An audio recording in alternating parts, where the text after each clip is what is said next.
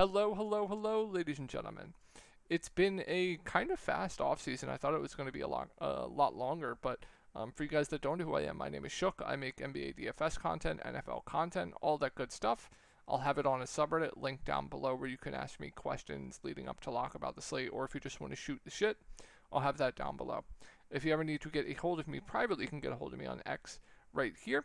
I'll have that down below. And if you're looking for more in-depth content where I give you guys sportsbook plays, player pools, cores, videos, all that good stuff, I'll have that link down below as well. All right, as always, before we get into the slate at the beginning of the year, I show you guys my results from the prior DFS season. I do this for transparency. I think it's of the utmost importance to be transparent when you're giving away content.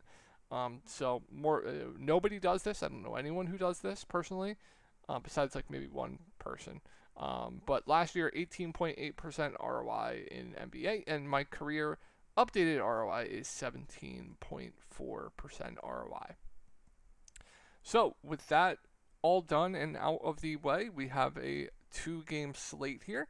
I will go over what I think the projected starting lineups are going to be for each team and who will be in the rotation, matchup stuff, all that good jazz. All right, let me take a sip of water and we'll get into it. And I got to hit the vape one time because you know NBA is back, so we'll do that.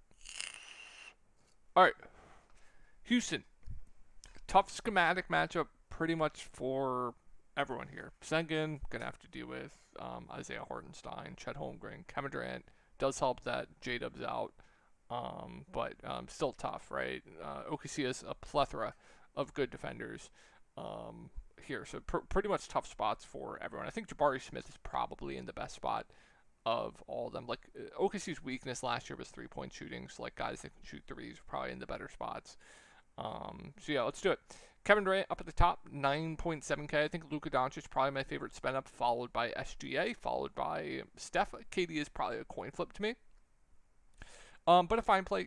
I don't think the ball handling role is going to be that good on this team. It's mainly going to be dominated by Sengun, Amen Thompson. KD's probably going to be more of just a scorer on this team that can grab some rebounds. So that hurts his floor a little bit. Like normally, like on the Suns and stuff, he was like a four assist guy, stuff like that. I think that could be lower on this team, and you have the tough spots. So not my favorite spin up on the board, but obviously playable. It's a 2-game slate. He's 9.7K. It's fine. Gonna play probably big minutes, low 30s minutes. Opening night is fine.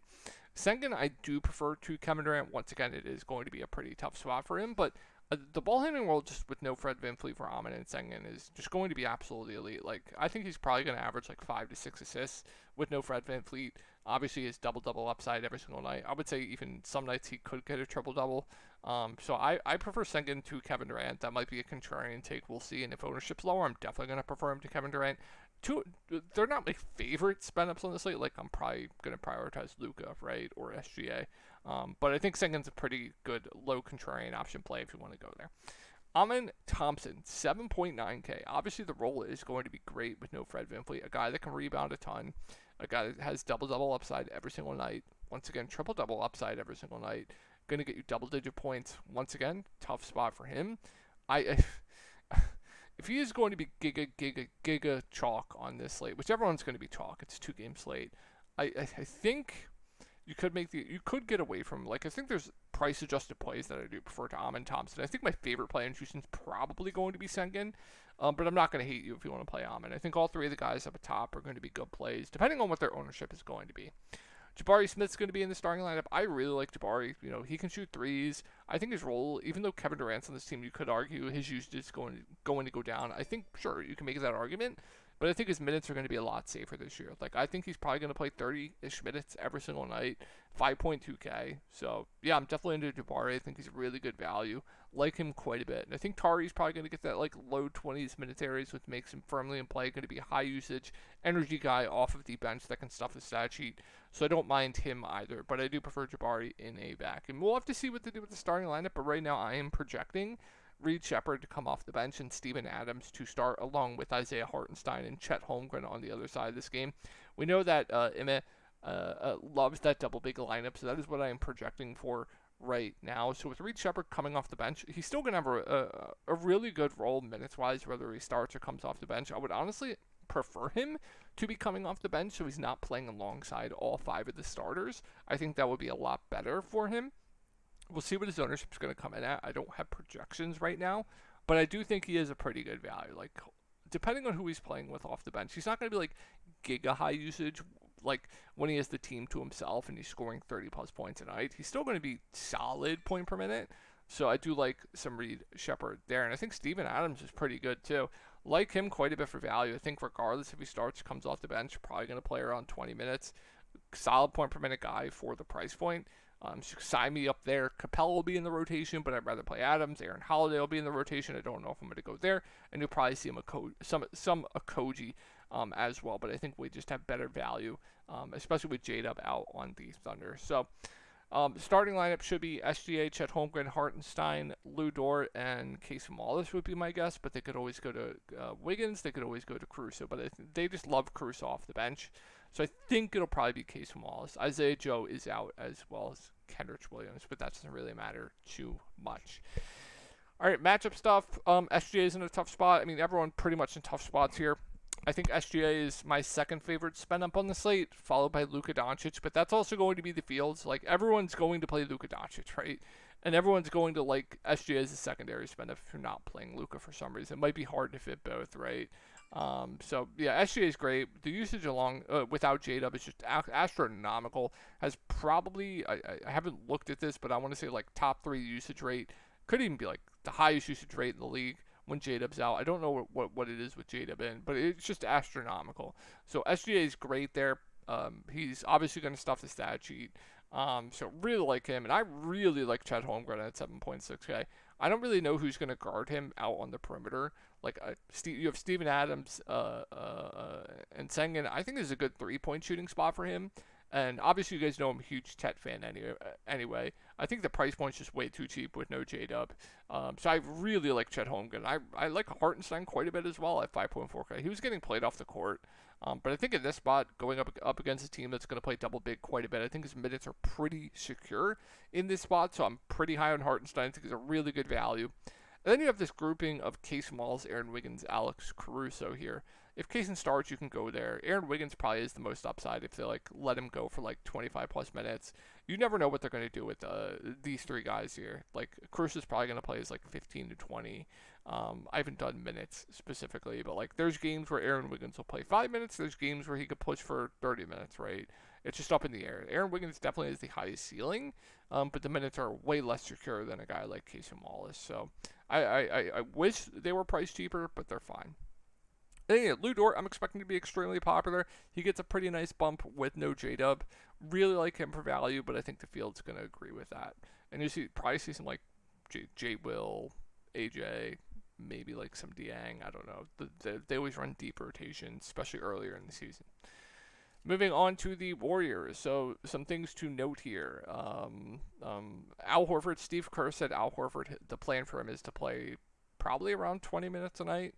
And Draymond to be limited a little bit because they're getting up there in age. It's the beginning of the season. It's et cetera, et cetera. But starting the lineup here, I am projecting it as Steph Curry, Jimmy Butler, Brandon Podziemski, Draymond Green, and Al Horford.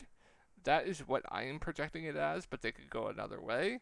And I'm expecting, like I said, Al Horford to be limited to around 20 minutes or so, which it's hard. Like, if he starts, how is he going to close the games if he's only playing 20 minutes? That's the problem there, but we'll see. All right, yeah, so Steph, minutes always earlier in the year could be a little bit wonky, especially trusting a guy like Steve Kerr, so we'll have to see here. But yeah, I like the spot here for Steph at 9.3K. He certainly has a monster ceiling. So I'd like Steph Curry quite a bit. I think Jimmy Butler is solid. I think that's a little bit too cheap at $8,000. Both Kuminga and Butler are going to be in as well. Podziemski at 6.6K, man. I don't know, especially if starting like playing alongside Steph Curry, Jimmy Butler. So I'll probably be passing there. Kuminga, I don't really know how to gauge. Similar to like I don't know, like some interesting GPP plays and like Tyrese and Aaron Wiggins. I think he kind of falls in that group where if you get like 25 plus minutes from him, he can nuke it.